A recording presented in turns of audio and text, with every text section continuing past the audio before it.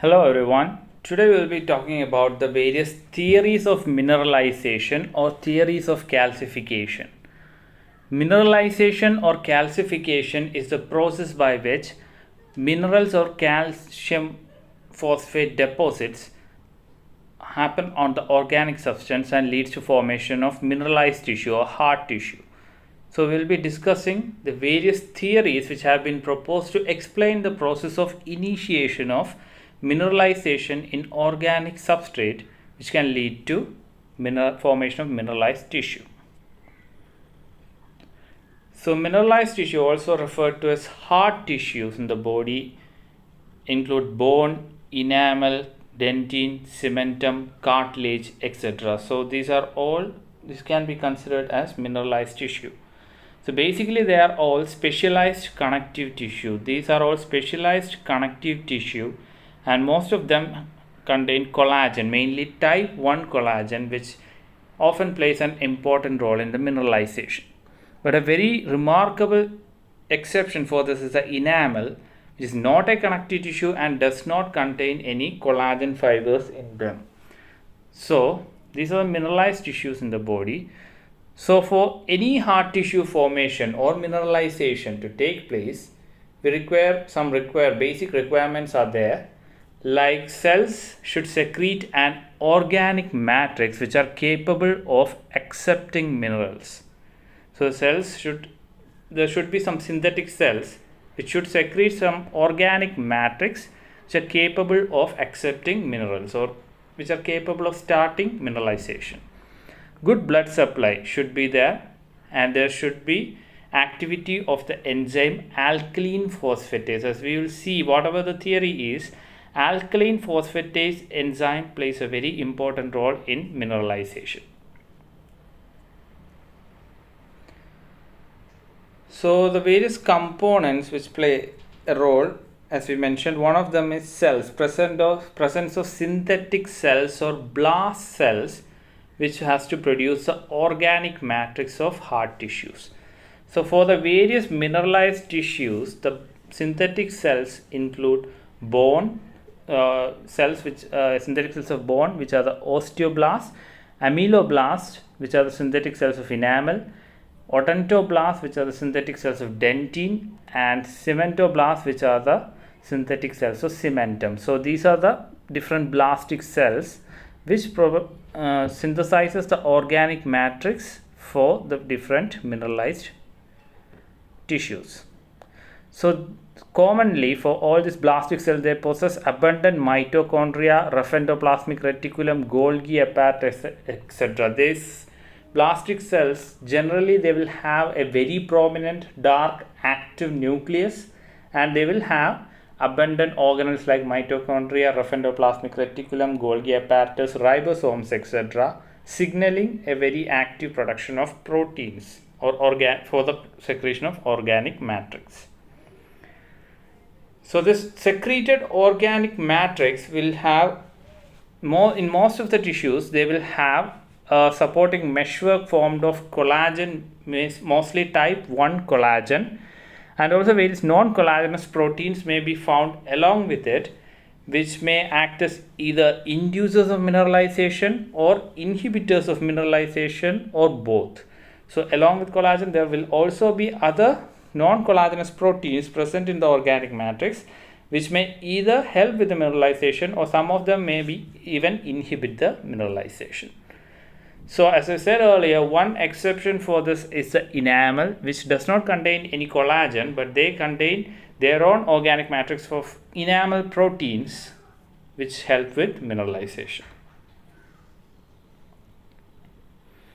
The actual mineral component which is deposited, which forms the inorganic portion of the hard tissue, are always formed by calcium hydroxyapatite crystals. The actual mineral content in any of these mineralized tissues in the human body is formed of calcium hydroxyapatite crystals.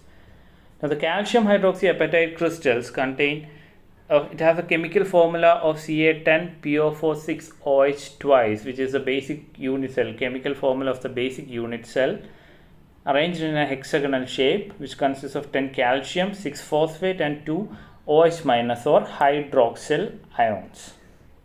So these calcium hydroxyapatite crystals is the basic unit of mineral of whatever mineralization happens in the body, whether it is mineralization in bone or enamel or dentine.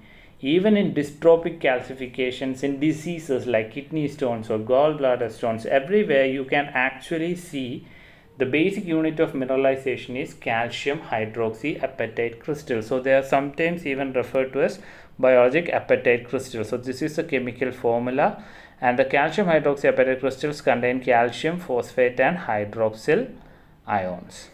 So these apatite crystals stack together to form a lattice of a crystals, and the repetition of this lattice produces needle-like or plate-like arrangement of the crystals. Needle-like or plate-like arrangement of crystals. This is an electron microscopic view of the organic matrix. Over here you can see collagen fibers, a meshwork of collagen fibers. If you actually observe, you can make out the banding, 940 nanometer banding pattern, which is typical to the type 1 collagen. You can see the banding pattern, and these are all collagen fibers which intertwine together to form a meshwork. So this is a mineralized organic matrix. Over this collagen fibers, there is actually arrangement of the hydroxyapatite crystals, which gives it a mineralized organic. This is before mineralization and this is after mineralization. You can see the crystals.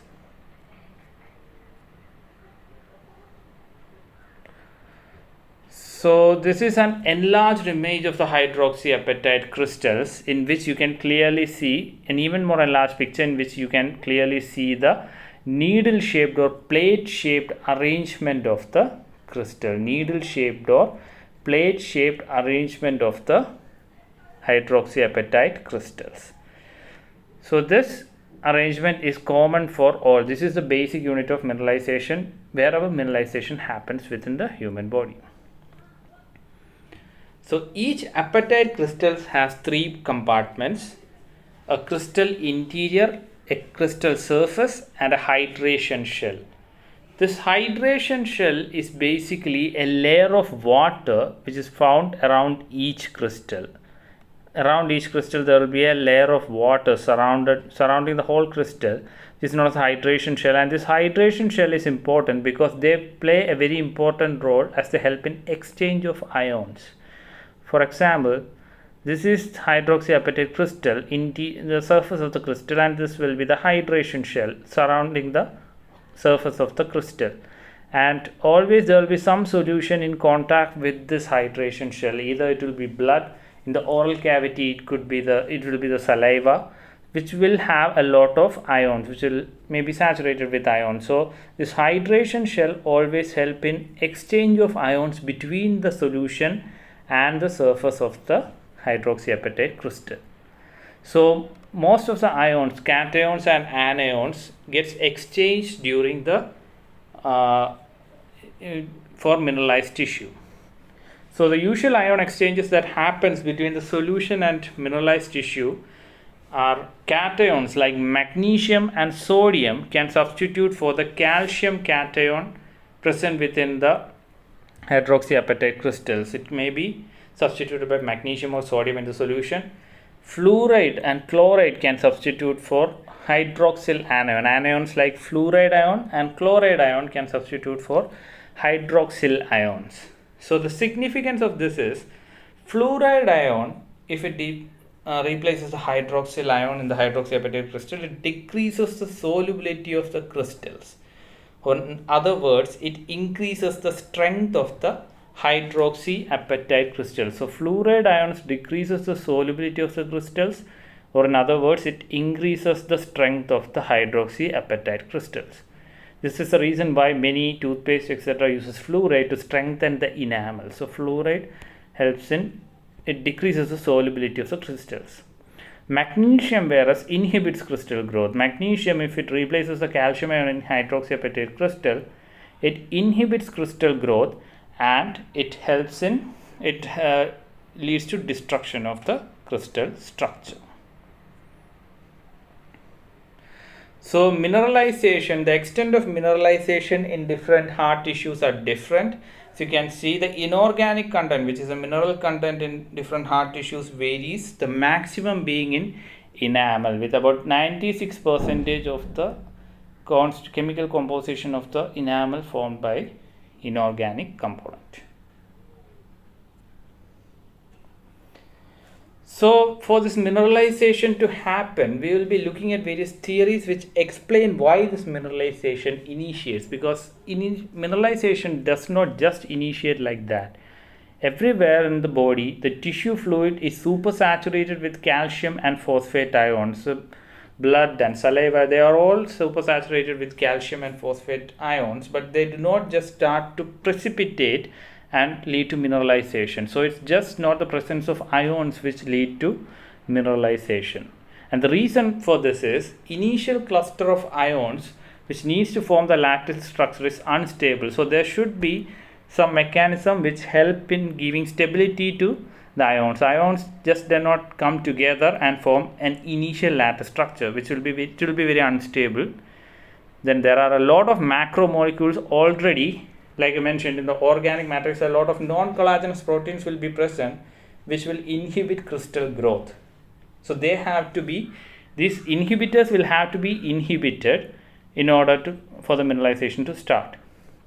Then formation of cluster, for the formation of that initial mineral cluster, there is energy expenditure. It's an active process, so we require energy for the initial formation of the mineral.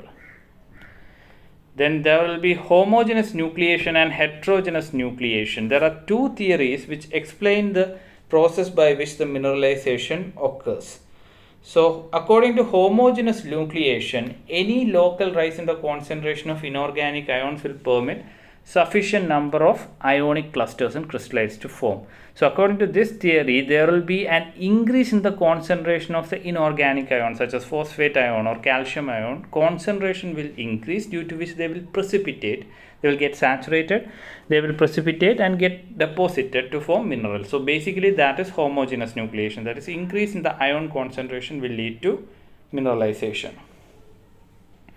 Heterogeneous nucleation refers to the conditions in which, even though there is an absence of increase in ionic concentration, there will be some nucleating agent present there which will allow crystal formation. So according to this theory, it's not the increase in the ionic concentration, but there will be some agent, nucleating agent present, which will help in nucleation. So there are homogeneous theories and heterogeneous nucleation theories. So we will look at different theories now, three different important theories which have been proposed for mineralization. They are the booster theory, matrix vesicle theory and nucleation theory.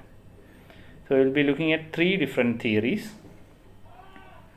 First one is the first proposed theory, that is a Robinson's alkaline phosphatase theory or booster theory. So according to this theory, there is an existence of a mechanism to boost the local calcium and phosphate ions to a point where precipitation occurs. This is the same what we mentioned in homogeneous nucleation. So this is an homogeneous nucleation theory in which they say calcium and phosphate ions, the concentrations are boosted to a high concentration so that these ions just precipitate and start mineralization. And according to this theory, alkaline phosphatase plays a sole role in mineralization. So alkaline phosphatase, if present, they will hydrolyze organic phosphates to produce inorganic phosphate ions, high concentration of inorganic phosphate ions. And this inorganic phosphate ions gets precipitated and combined with the calcium ions in the tissue fluid to form hydroxyapatite crystals. So according to this, the mineralization is a simple process in which alkaline phosphatase enzyme will hydrolyze organic phosphates, produce inorganic phosphate ions, which will get precipitated, combine with the calcium ions and form hydroxyapatite crystals. So only alkaline phosphatase enzymes is required for mineralization according to this theory. The various experimental evidences cited by Robinson for this theory include that calcifying cartilage has more alkaline phosphatase than non-calcifying cartilage. Also, he separated cartilage from rachitic animals or rickets, animals having rickets, because this animal cartilage will be rich in alkaline phosphatase. So this rachitic cartilage was incubated with calcium ions and organic phosphate molecules. When they incubated, they produced hydroxyapatite crystals. So he cited both these as experimental evidences for the theory. But the drawbacks for the theory was that the experiment was done again in just rachitic tissue, not normal bone. So rachitic tissue will definitely have higher levels of alkaline phosphatase, which can cause mineralization, but this is not applicable in normal bone. Again, alkaline phosphatase is found in non-calcifying tissues also. They are found in non-calcifying tissues also, but their calcification does not occur. So again, alkaline phosphatase alone cannot cause mineralization. Organic phosphates in connective tissue is insufficient to produce phosphate ions. The high amount of phosphate ions which are which will be necessary for the precipitation of phosphate ions cannot be produced by from the organic phosphates. Then various inhibitors of enzymes other than alkaline phosphatase are also seen to inhibit mineralization, which shows that it's not just alkaline phosphatase that is required for mineralization. So these were the drawbacks of the theory, which is an early proposed theory. So next theory is the matrix vesicle theory, which is a much more accepted theory, which has been seen to explain what is happening in the initial stages of the mineralization.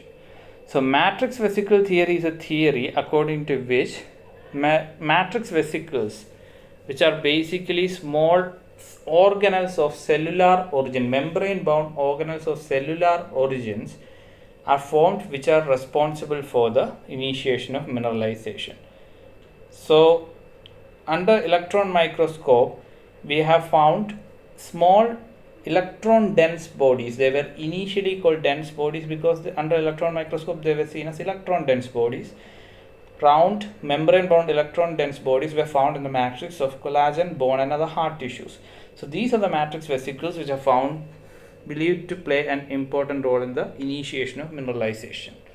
They are small membrane bound structures of 100 nanometer in diameter, and these membrane bound structures often buds off from the cell, from the plasma membrane of the cell, to form an independent unit within the first formed organic matrix of the hard tissue. As soon as the synthetic cells secrete the organic matrix, these matrix vesicles also pinch off from the plasma membrane of synthetic cells and are deposited as matrix vesicle over the organic matrix of hard tissue. So basically there are two types of matrix vesicles. Type 1, which are round or ovoid matrix vesicles and resemble lysosomes. These matrix vesicles resemble lysosomes and they contain acid phosphatase and aryl phosphatase enzymes. So the type 1 matrix vesicle contain acid phosphatase and aryl phosphatase enzymes, and these are associated with the breakdown of macromolecules like proteoglycans and glycosaminoglycans. These macromolecules are present in the organic matrix and they inhibit mineralization. So the function of acid phosphatase and aryl phosphatase in type 1 matrix vesicles are to inhibit these macromolecules and thus inhibit the inhibitors of mineralization. The type 2 matrix vesicles are irregular membrane bound structures and they contain alkaline phosphatase enzyme, ATPase enzymes, pyrophosphatase enzymes, phospholipid anions, metalloproteinase enzymes, calcium ions and annexin 5 component. So these are the components of type 2 matrix vesicles, which are irregular membrane bound structures. So we'll look through the functions of various different of these components. First one is the alkaline phosphatase enzymes. So the alkaline phosphatase enzyme, it hydrolyzes organic phosphate ions from organic matrix at an alkaline pH. This Function is same as that we mentioned for the boosters theory. Here the alkaline phosphatase enzyme will hydrolyze organic phosphate to produce inorganic phosphate concentration. So the alkaline phosphatase enzyme will function at an alkaline pH. So also this alkaline phosphatase enzyme, when associated with cell membranes, they play an important role in ion transport. Next component is the pyrophosphatase enzymes. Again, pyrophosphate like proteoglycans and glycoproteins are important component present in the organic matrix, which will inhibit mineralization. The function of pyrophosphatase is to cleave the pyrophosphate and thus permit crystal growth. Annexin 5 is a membrane associated protein. So it will be found in the membrane of the matrix vesicles, and their function is to regulate influx of calcium ions into the matrix vesicle, and it also binds the matrix vesicle to the collagen fibers of the organic matrix. The matrix vesicles themselves provide a microenvironment for all these proposed mechanisms of initial mineralization to take place. So within this matrix vesicle, the alkaline phosphatase break down inorganic phosphate we already mentioned, and this inorganic phosphates then enter the vesicle.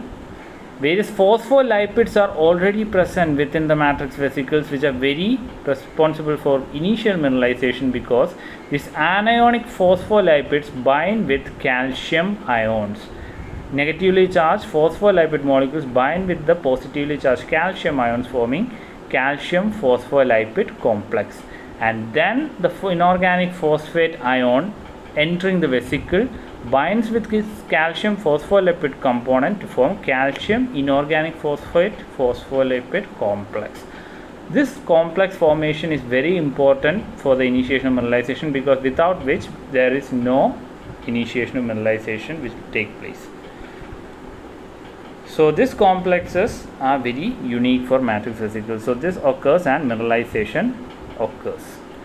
So the hydroxyapatite crystal, later what happens is this phospholipid component gets cleaved from this complex, leaving only calcium phosphate and hydroxyl ions to form hydroxyapatite crystal. So this hydroxyapatite crystal formation occurs within the vesicle.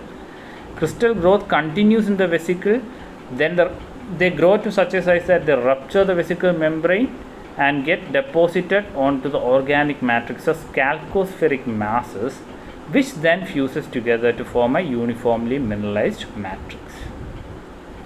So each of these matrix vesicles, this here represents a matrix vesicles. The matrix vesicles contain pyrophosphatase enzymes, phospholipids, etc. They will have annexin 5. These orange colored structures are annexin 5, red colored structures are annexin 5, which are found in the membrane of a matrix vesicle.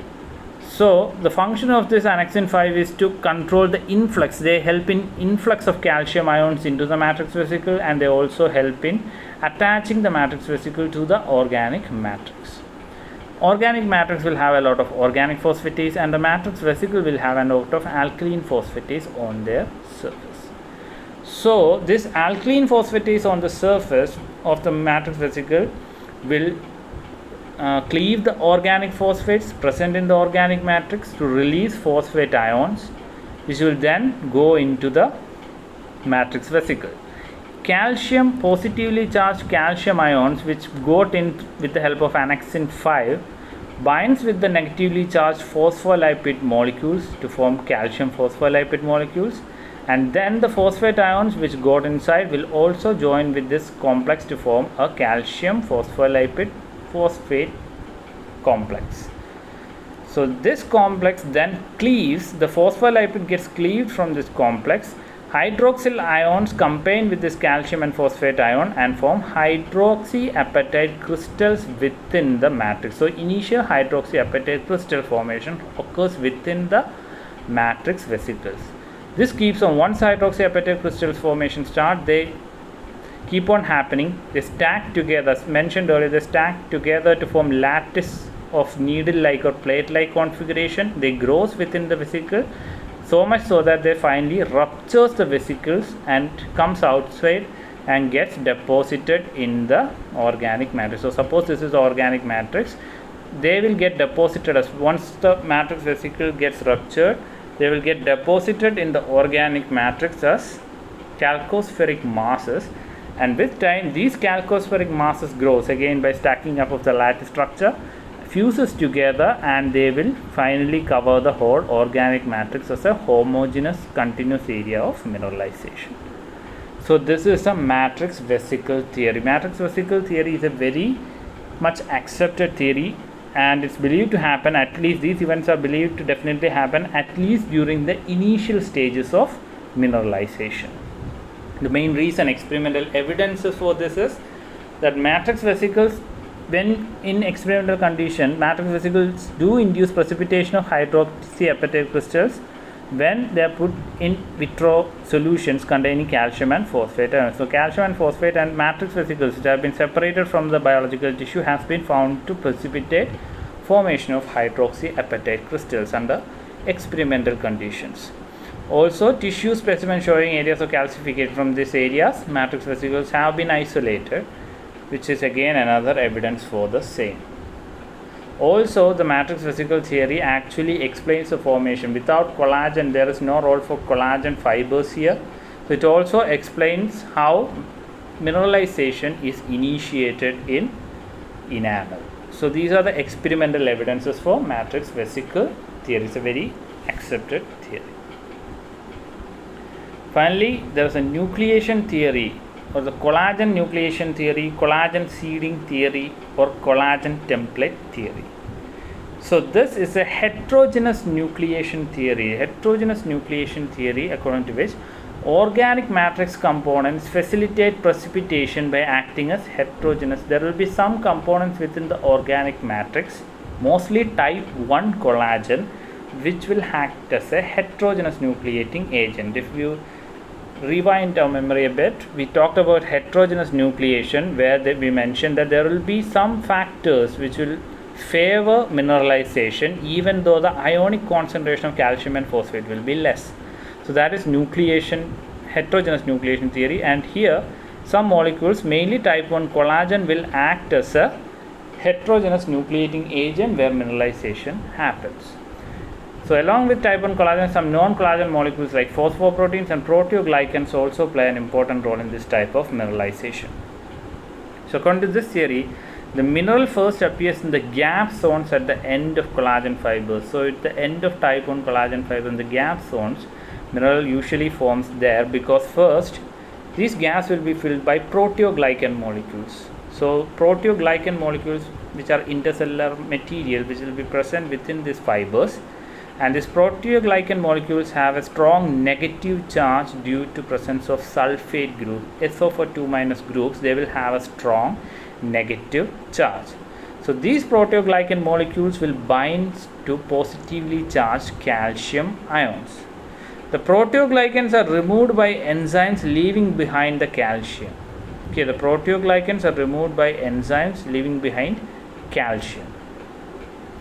As the proteoglycans are being removed, phosphoproteins bind to the collagen molecules.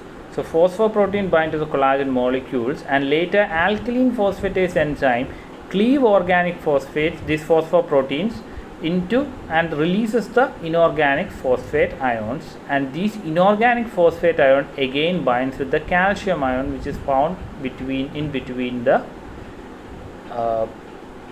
collagen fibers, in the gap between the collagen fibers, thus leading to nucleation or crystal growth. So according to this theory, nucleation or mineralization, crystal growth starts from the gap between the collagen fibers. An important role is played by proteoglycans and phosphoproteins. So the experimental evidence for collagen seeding theory is the hydroxyapatite crystals during the initial formation often have a parallel arrangement similar to the shape of arrangement of collagen fibers. So that is one of the experimental evidences. And when tendon collagen was under experimental setup, when tendon collagen was added to solution containing calcium and phosphate ions, crystal formation occurred even at a low ion concentration, which shows that the tendon collagen contained it acted as a heterogeneous nucleating agent even though the ionic concentration was less. The main drawback of this theory is that enamel does not contain collagen, so this theory does not hold true for enamel. And mineralization of cartilage often begins in the ground substance, not the collagen. It has been shown to begin in the ground substance and not in the collagen. So type 1 collagen definitely is not acting as the nucleating agent in cartilages. So the nucleation theory, apart from type 1 collagen, some other sites has also been proposed as nucleation zones. One being ground substance. As I mentioned, in cartilage it happens from ground substance. The mineralization starts from ground substance. So ground substance again has highly sulfated glycosaminoglycans and proteoglycans, which gives them a negative charge and which helps in them acting as a heterogeneous nucleating agent. Mitochondria is proposed to be another site, heterogeneous site of nucleation, as they are the earliest storage spaces for calcium and phosphate ions. So apart from type 1 collagen, ground substance and mitochondria are also proposed as possible heterogeneous nucleation zones. So those are the various theories of mineralization, the basic of mineralization, why mineralization does not take place on its own. It does not just start on its own in spite of having enough calcium and phosphate ions throughout our body, and which are other theories which have been proposed to explain the process of mineralization, and what are other evidences and drawbacks concerning each theories. Thank you.